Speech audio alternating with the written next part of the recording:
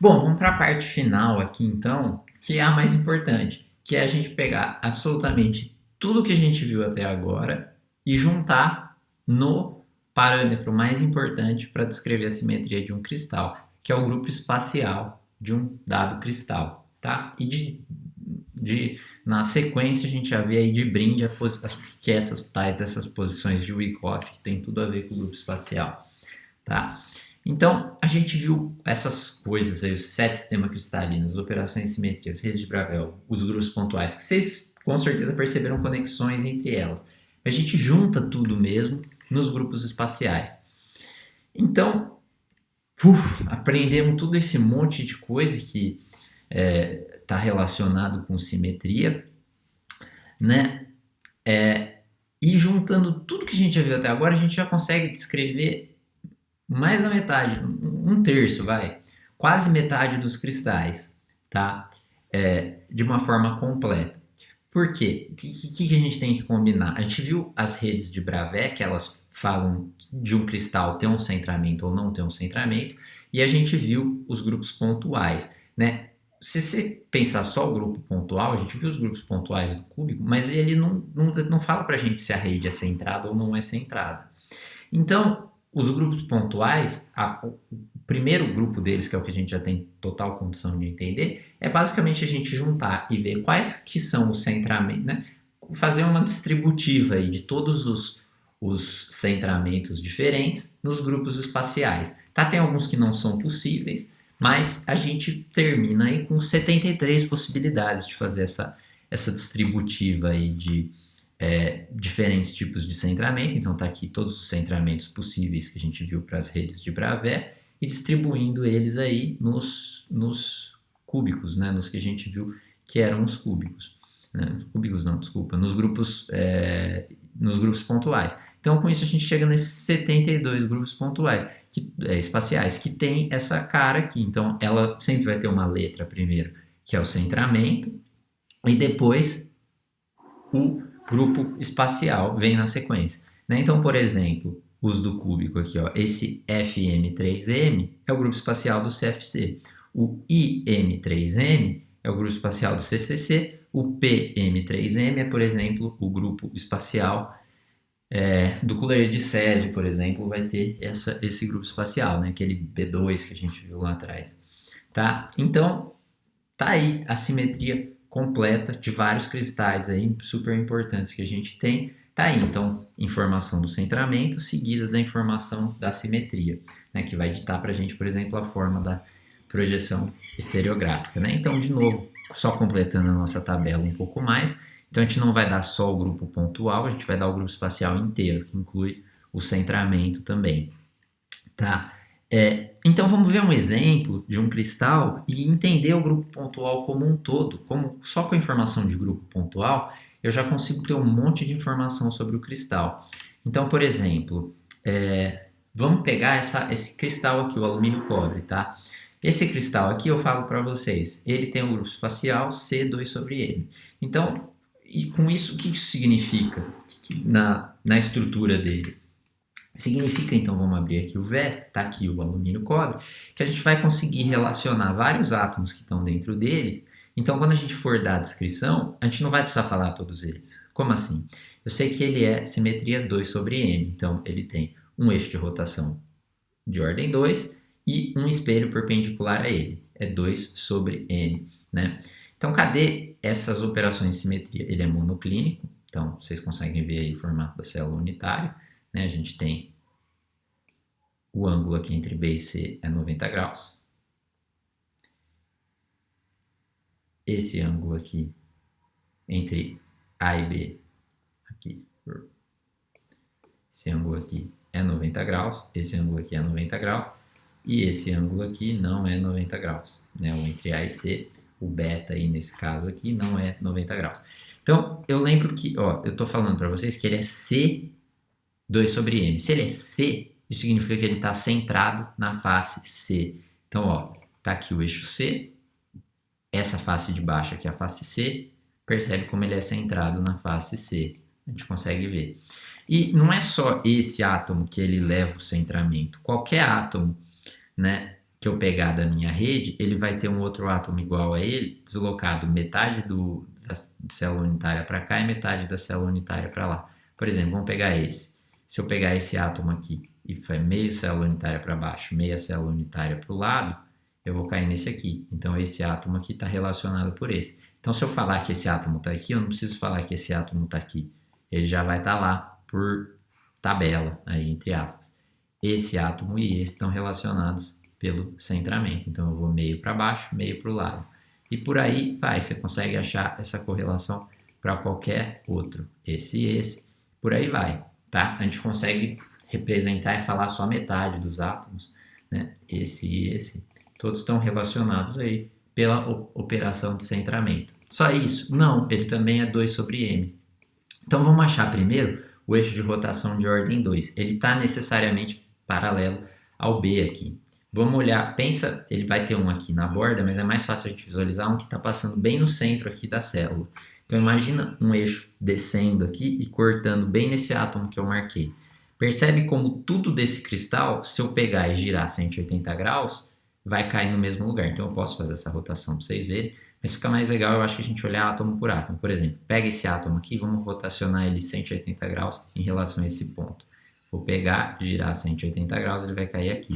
Então, esse átomo e esse átomo estão relacionados por essa rotação.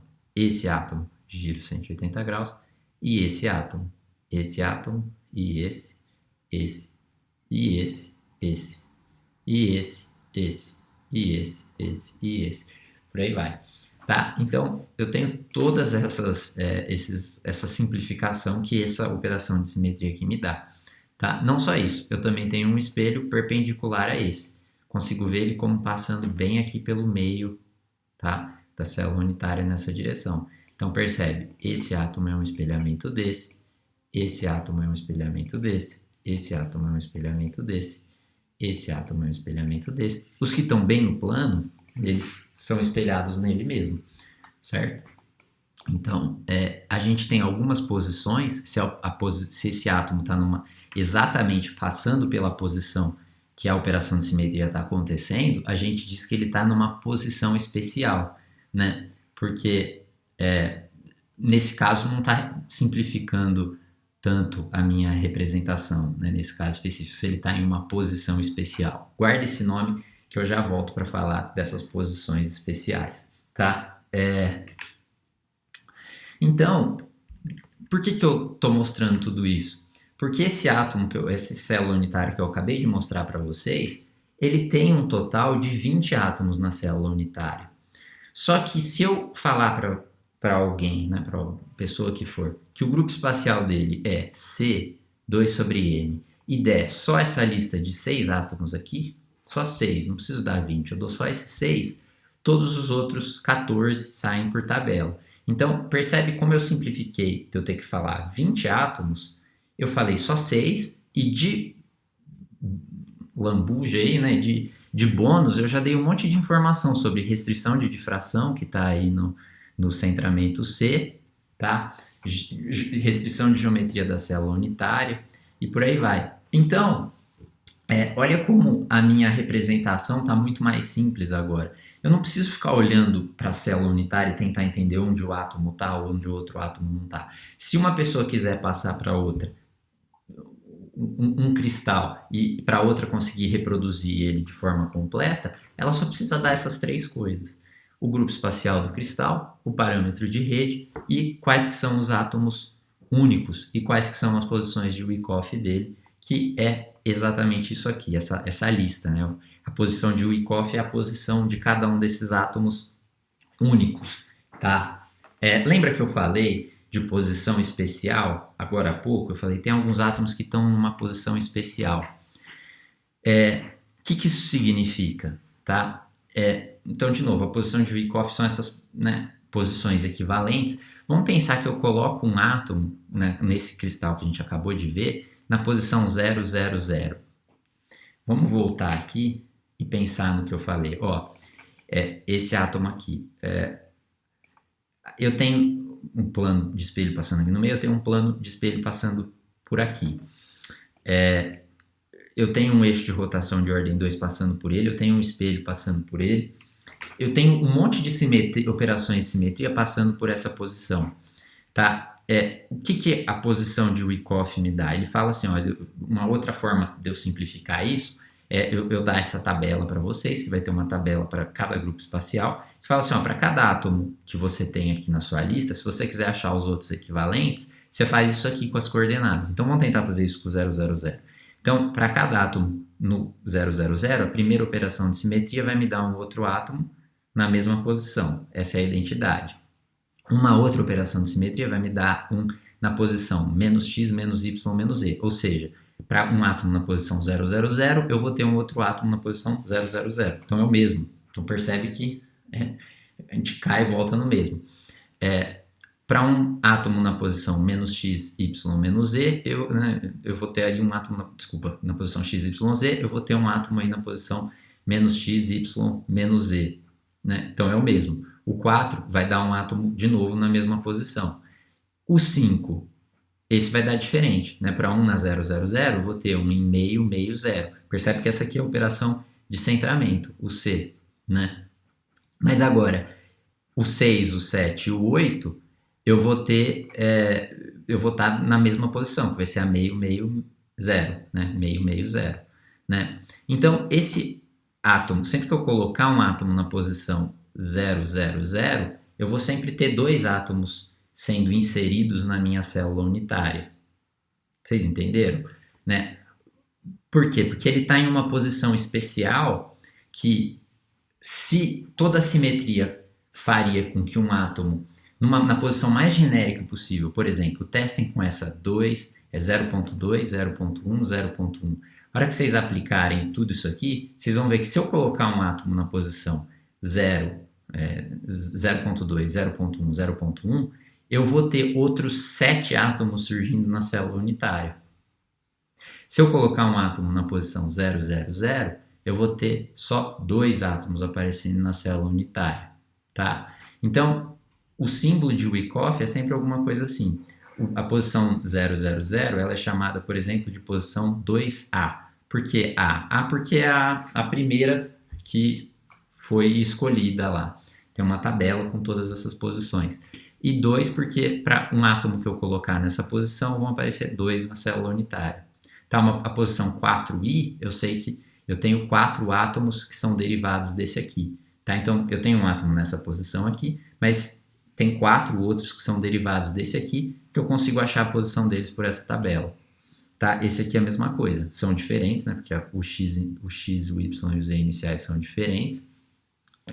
Para essa posição D, que é uma posição do tipo 0, meio, meio, eu vou ter 2, né? Para essa posição vou ter 4. Então, se vocês abrirem a tabela internacional de cristalografia, que é um livro bem grosso, ele vai ter algumas páginas, ele vai ter um capítulo para cada grupo espacial, que ele vai dar todas essas informações para cada grupo espacial. E qualquer programa de cristalografia, por exemplo, o Vesta, ele vai ter essas informações já embutidas nele, tá?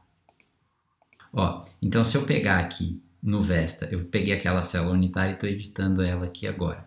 Eu vim aqui, né? Eu vim aqui em editar dados, editar dados. Então, aqui eu consigo vir e escolher. Eu falo, olha, eu quero que esse cristal tenha esse grupo espacial, né? O que a gente falou, vamos manter esse grupo espacial. E eu vou vir aqui em parâmetros da estrutura, e o que eu fiz foi eu deletei todos os átomos. Vou lá e vou colocar aqui um agora na posição 000. Então, colocando um átomo na posição 000, percebe que eu tenho aqui, ó, esses são os átomos que apareceram. Ele automaticamente, pelas operações de simetria, já encontra todos os outros equivalentes. Então, tem o do vértice lá, né, que está dividido entre 8, então é um átomo aqui que entrou na célula unitária, e um do vértice, né, tem um meio átomo aqui e meio átomo em cima, certo? Agora, se a gente colocar numa posição mais genérica possível, vamos pôr um outro aqui, aquela posição mais genérica possível, 1, 2, vamos pegar aqui e ficar mais genérico ainda. Tá, tô colocando aqui números bem quebrados. Então, na posição mais genérica possível, vou colocar um alumínio agora. Então, se eu colocar só um átomo nessa posição genérica, aplicar, percebe que aparecem 8 átomos na célula unitária. Esses aqui não estão sendo divididos entre célula unitária nenhuma, tá? Então, esse átomo aqui, esse único átomo aqui, as operações de simetria transformam eles em 8. Olha que interessante, vou mudar agora o grupo espacial e eu vou pegar um cúbico. Então, vou pegar o mesmo grupo espacial, por exemplo, do CFC, que é o FM3M que a gente falou. Olha que interessante, agora eu estou com, então percebe que a geometria da célula unitária já mudou, virou cúbico, né? Eu coloquei na posição mais genérica possível e vou até deletar esse aqui. Eu coloquei um átomo só, né? Eu coloquei um átomo só numa posição super genérica. Olha a quantidade de átomo que apareceu lá dentro. Por quê? Porque o cristal cúbico é extremamente simétrico. Se vocês contarem quantos átomos tem aqui dentro, tá? Vocês vão chegar à conclusão que tem 48 vezes 4. Vocês lembram 48? Que eu falei que esse número era muito especial para o cúbico, tá? 48 era o número de triangulinhos que tinha na projeção estereográfica. É o número de operações de simetria diferentes que ele leva, tá? E por que vezes 4? Porque o centramento F, de face centrada, multiplica tudo por 4, tá? Então, tá aí a diferença de uma simetria cúbica para uma monoclínica. Olha como o cúbico é muito mais simétrico. Se eu coloco alguma coisa numa posição extremamente genérica, se transforma em um número extremamente grande, tá? Então, voltando aqui para a nossa apresentação, é isso aí. Se eu dou o grupo espacial, parâmetro de rede e os átomos únicos e a posição de Wyckoff deles, eu consigo reproduzir a estrutura completamente de um cristal, e eu consigo também calcular o padrão de difração de uma forma extremamente precisa que aquela estrutura apresentaria, tá? A imprecisão viria aí de temperatura, de efeitos secundários, mas eu consigo de uma forma muito precisa, e o Vesta faz isso, se vocês vierem aqui em cima, né? Ele às vezes ele dá um erro ou outro, mas tem alguma funcionalidade aqui em cima que ele calcula, aqui é o Powder Refraction Pattern, ele vai lá e calcula o padrão de difração que uma certa estrutura teria, certo? Então, beleza. Então, acabou? Não. Eu falei que a gente tinha aqui 73, né? Conseguimos construir aqui 73 grupos espaciais. Mas eu falei, lá atrás eu falei que a gente tem 230. E o resto? E o que falta?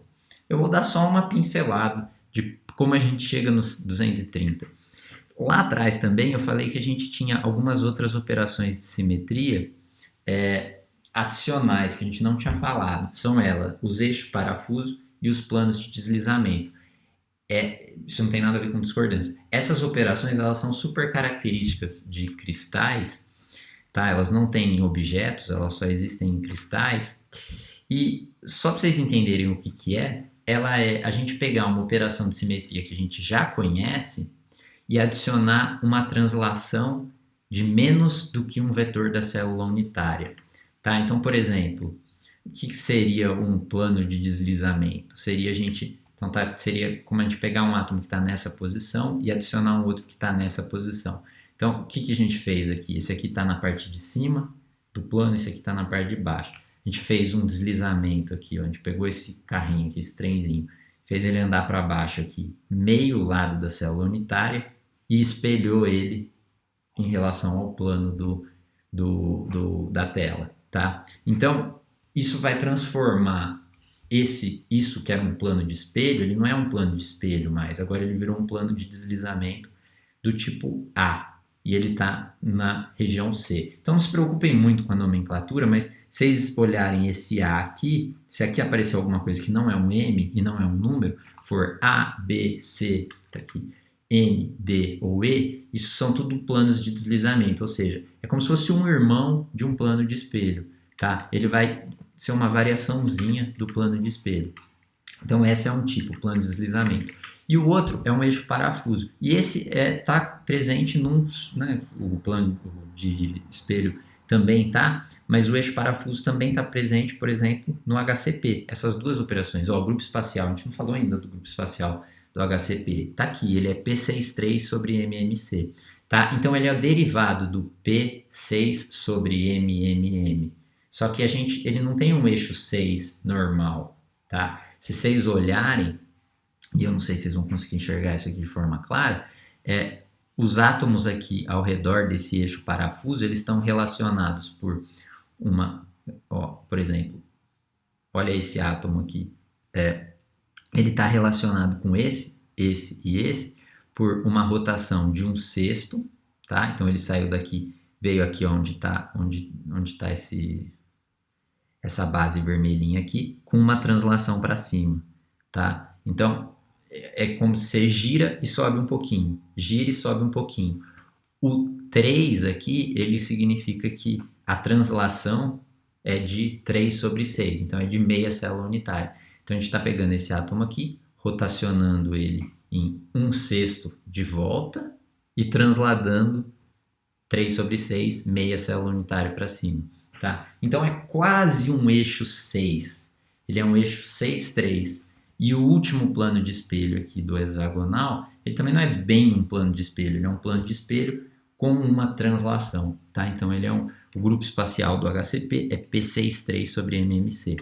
Então a gente basicamente chega nos 230 grupos espaciais testando na nossa lista que a gente já tem de 73 que a gente viu aqui atrás, quais dessas operações normais, que é chamada de uma operação simórfica, que é a que a gente viu até agora, a gente consegue substituir por uma não simórfica. Com isso a gente chega nos 230, tá? E por que isso importa? Bom, primeiro porque vai gerar posições diferentes no cristal, né? E segundo, porque se eu tenho as operações normais, que a gente viu até agora, simórficas, elas não restringem em mais nada os planos permitidos para difração, tá? Agora, essas não simórficas, sim. Qual que é um outro? Vou dar só um exemplo para isso aqui ficar claro para vocês. Que esses outros aí têm mais restrições ainda para difração. Vocês lembram do CFC A1 e o diamante A4. O grupo espacial dos dois é quase igual. O A1 ele é Fm-3m e o diamante ele é Fd-3m. Então aqui não é um plano de espelho normal, ele é um plano de deslizamento que tem um nome até, o D de diamante mesmo. Então ele é um irmão próximo aí do CFC, o grupo espacial. Isso impacta nas condições de difração. O CFC, vocês já devem ter visto, né? Ele tem a restrição que só os planos que são os índices HKL são todos par ou todos ímpar difratam, né? Então tá aqui. Estrutura 1, por exemplo, 1 difrata, porque é tudo ímpar, 200 difrata, porque é tudo par, 220 difrata, porque é tudo par. O diamante não, ele tem algumas restrições adicionais que ele vem dessa operação de simetria não simórfica. Por exemplo, o 200 é proibido, tá? Então tem algumas restrições a mais. De novo, tudo isso está muito bem tabelado nessas tabelas internacionais de cristalografia, ou vocês conseguem encontrar isso em outros lugares também, por exemplo, em softwares de cristalografia. Tá aí um exemplo de uma tabela, uma página de uma dessas tabelas que eu falei, tem muita informação aí, muito mais do que a gente viu aqui, mas fiquem à vontade para explorar, tem vídeos no YouTube falando do que dá para ver nessas tabelas, é muito legal, tem muita coisa mesmo que dá para ser tirada da simetria dos cristais. Beleza? É isso, pessoal. Obrigado e até mais.